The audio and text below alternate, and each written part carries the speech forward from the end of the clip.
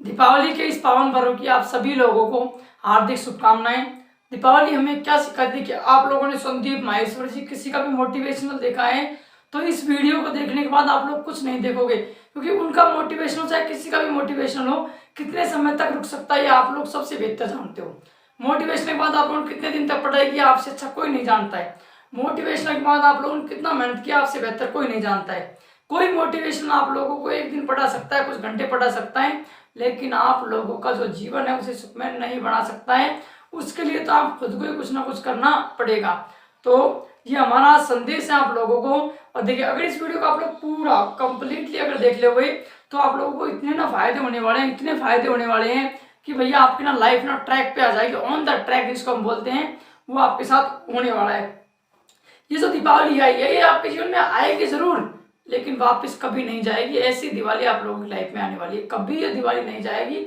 मैं आप लोगों को बिल्कुल, जी हाँ, बिल्कुल स्टाम्प पे आप लोगों को लिख के दे रहा हूँ। आप अपने दिल में इसको छाप लीजिए, ये दिवाली ओनली फॉर आएगी, ये जाएगी नहीं अगर आप वैसा करोगे जैसा मैं आपसे कह रहा हूँ। सबसे पहले आप लोगों का बहुत बहुत स्वागत है हमारे YouTube channel USSO dear sir में। तो डियर सर आपको सिखाते क्या है, क्योंकि नाम ही डियर सर है तो फिर आपको सिखाएंगे कुछ उसी तरह से। दीपावली आई है ना, दीपावली आई है सिर्फ आनी चाहिए, जाएगी नहीं। कारण क्या है कि राम जी हमें संदेश देते हैं कि उजाले का हक, मतलब कि उजाले का अधिकार सिर्फ उसी के पास रहेगा जो दिए की तरह जलना जानता है। अगर आप लोग दिए की तरह जलोगे तो निश्चित है कि एक दिन आप क्या बनाओगे, आप पे दिए की तरह जलोगे तो आपके पास अधिकार आ जाएगा कि आप क्या उजाला दोगे, क्योंकि दिए को भी उजाला तभी तो जब वो जलता है। राम जी ने अपने जीवन में बहुत सारे क्या किए, संघर्ष किए, और यही कारण है कि जीवन में सफल हुए। उनके जीवन से हमें बहुत कुछ सीखना चाहिए। मैं कुछ अंश आपके सामने प्रस्तुत कर रहा हूँ जिसके माध्यम से आप लोग आसानी से समझ पाएंगे उसको। अगर वास्तव में आप मानते हैं और भगवान से बहुत प्रेम करते हैं, करना भी चाहिए, तो उनसे आपको क्या क्या सीखना चाहिए ये हम आपको बताते हैं। जिंदगी में हर कोई आदमी को गुरु चाहिए होता है। आपको पढ़ने के लिए आपका गुरु चाहिए, चाहे आप स्कूल लेवल पे हो, आप कंपटीशन लेवल पे हो, जिंदगी में गुरु होता है, आपको कुछ ना कुछ सिखाता है जिंदगी में। आज मैं आपको दो गुरुओं के बारे में बताऊंगा, और वो दोनों जो गुरु हैं वो हमको दीपावली से मिलेंगे। जी हाँ दोस्तों, बिल्कुल सही सुना आप लोगों ने, वो दोनों गुरु हम लोगों को दीपावली से मिलेंगे। क्योंकि गुरु वही होता है जो आपको अंधकार से प्रकाश की ओर ले जाए, और ये जो दीपावली है वो आपको अंधकार से प्रकाश की ओर ले जाएगी। निश्चित तौर पे भरोसा कीजिए आप हमारा, ठीक है। बात कर रहे हैं राम जी से, तो दो चीजें हम आपको सिखा देते हैं कि दो गुरु हैं और दोनों गुरु आज हमको यही मिलेंगे।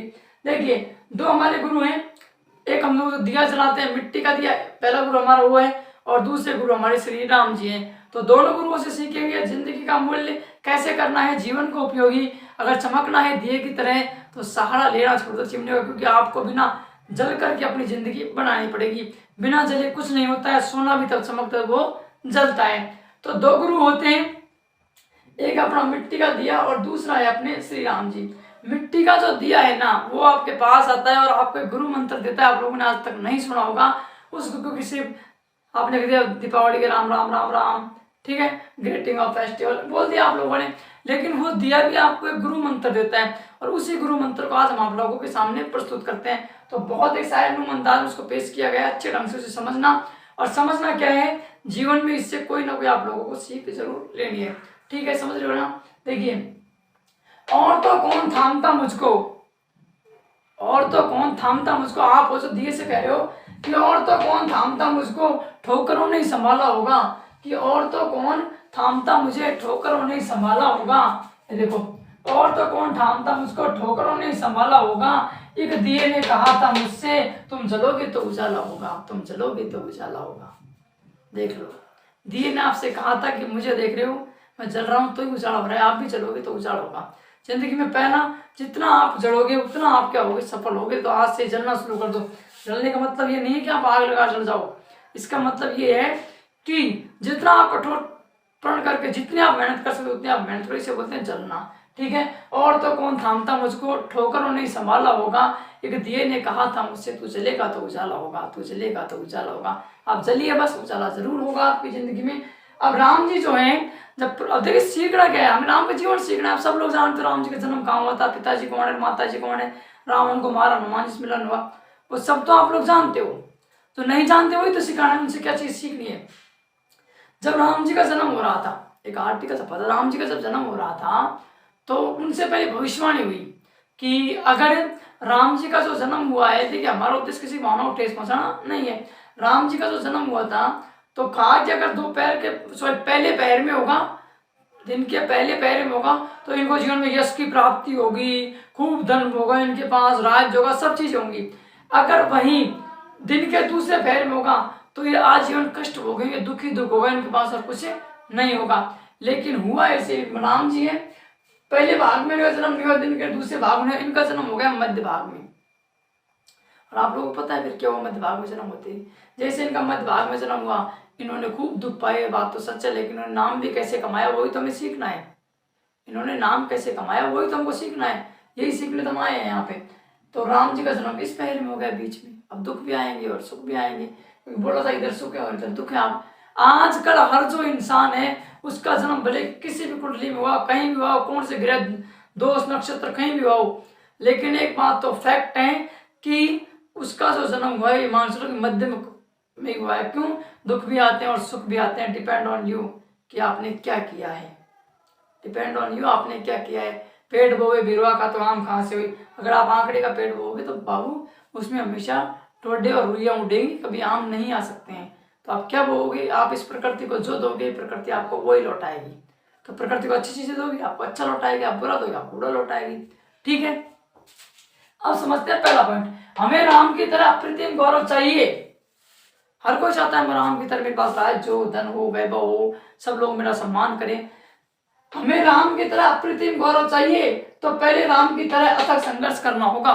जी हाँ, अगर हमें राम की तरह जीवन को जीना है, अगर हमें राम जी की तरह जीवन में आगे बढ़ना है तो पहले ये मत सोचो कि राम जी ने अप्रतिम गौरव पा लिया, पहले ये सोचो कि उससे पहले उन्होंने कितने अथक संघर्ष किए हैं। जन्म हुआ, बचपन जो है आप लोग पता है गुरुकुल में गुजरा, जब जा रहे थे माता सीता से स्वयंवर में जब ये गए थे तो वहां पर जनक जी ने शर्त रख दी कि ये तो क्या नहीं गए थे, हम गुरु के साथ गए थे, शादी आदि का कोई उद्देश्य नहीं था। जब ये गए तो इन्होंने देखा कि बड़े बड़े लोग वहां पे आए हुए हैं, बड़े बड़े सूरवीर जो पहाड़ों को उठाकर फेंकते थे वो भी वहां आए। लेकिन जनक जी ने शर्त ऐसी रख दी कि जो इससे धनुष को तोड़ेगा वही सीता से, इसे अब सीता जी को हासिल तो हर कोई करना चाहे, लेकिन सब जो बड़े बड़े वीर थे गए, धनुष को हिला भी नहीं पाए, हिला भी नहीं पाया कोई, ऐसा हो गया था। रावण जी की उंगलियां नीचे आ गई थी उनकी। तो यही तो जीवन है, सब डर गए कि यार आज तक कोई हिला ही नहीं पाया, हम कहाँ से हिला पाएंगे, कोई हिला ही नहीं आज तक, वो डर था। राम जी के तुरंत तोड़ दिया। बस यही वर्तमान जीवन में किस चीज से आप डर जाओगे तो मर जाओगे, जो डर गया वो मर गया। कोई काम करना है उससे पहले आपके मन में भय आ गया, यार ये काम तो आज तक किसी ने किया ही नहीं, मेरे कहाँ से होगा, मेरे परिवार में तो आज तक कोई नौकरी लगा ही नहीं गवर्नमेंट, तो मैं कैसे लग सकता हूँ, बस आप वहीं हार जाओगे। नहीं, मैं वो पहला इंसान हूँ जो उस लकीर को तोड़ूंगा, नौकरी लगूंगा। कोई वीडियो देखने चलती है इसके बाद खूब 1000 मोटिवेशन करो, कुछ नहीं होगा, किसी के देख लो, सच कहता हूँ मैं, तो मानो या ना मानो। तोड़ा उनको, जैसे विवाह हुआ, घर आए, कुछ दिन गुजरा तो पता चला कि 14 वर्ष का वनवास मिल गया है।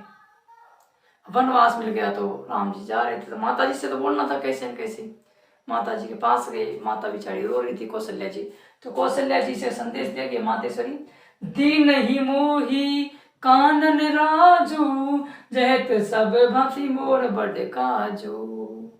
मतलब इसका ये है कि जो दीन ही मोही कानन राजू जय सब भांति मोर बड़ काजू, कि मेरे जो पिताश्री हैं उन्होंने मुझसे अयोध्या का एक छोटा सा राज्य छीन लिया है या एक छोटा सा राज्य रख लिया है, लेकिन मेरे पिताजी जो हैं वो कितने दिल वाले हैं, कितने वो बड़े हैं कि उन्होंने एक छोटा सा राज्य मुझसे छीन लिया लेकिन इतना बड़ा जंगल मुझे दे दिया, मुझे वहां का राजा बना दिया।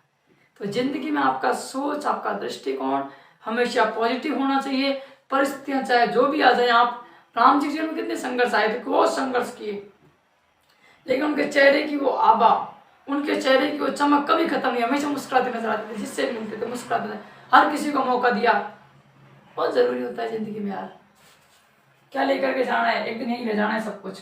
तो राम जी ने देखा और माता के पास गए, उनको सुनाया कि, तो माता ने कहा देखो कि वनवास में जा रहा हूँ, वनवास भी गए तो मुस्कुराहट के साथ गए, कोई गम नहीं, कोई टेंशन नहीं, उससे भरत जी वहां पे थे नहीं, तो ये जब करके जा रहे थे तो वनवास तो जाना होता है, आपको भी जाए भाई, आपका भी वनवास है, आप लोग बाहर रह रहे हो, आपके माता पिता वहां हैं, आप लोग तैयारियां कर रहे हो, ये भी तो एक वनवास है। बहुत मुश्किल है ये वनवास। इसको सफल बनाना है तो उनके चरणों का ध्यान करते रहिए और रेगुलर स्टडी करते रहिए। मोटिवेशनल देखने से, फिल्म देखने से कुछ नहीं होता है, वो मोटिवेशनल 10-15 मिनट का ही रहेगा। ठीक है। समय ने राम के रास्ते में जो पत्थर फेंके, राम ने उन्हीं पत्थरों को जोड़ करके पुल बना दिया। जो पत्थर फेंके थे ना समय ने राम के रास्ते में जो पत्थर फेंके, राम ने उन्हीं पत्थरों को जोड़ करके पुल बना दिया। राम जी के जीवन में बहुत संघर्ष आए। जंग जैसे वन में गए, कुछ दिन गुजरे ही थे कि पंचवटी से रावण ने माता सीता का हरण कर लिया और उसको लेकर के चला गया। ऐसा इंसान जिसकी पत्नी को उठा के ले गया, फिर भी सामने जाकर कह रहा है कि मैं आपको एक मौका देता हूँ, मेरी पत्नी को सही सम्मान लौटा दीजिए, हम आपसे युद्ध नहीं करना चाहते हैं।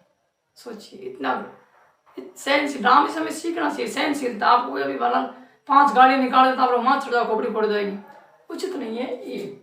समय ने राम रास्ते में पत्थर डाले, लेकिन देखिए फिर भरत जी आए, उससे पहले भरत जी आए और कहा भैया आप वापिस, लेकिन नहीं गए।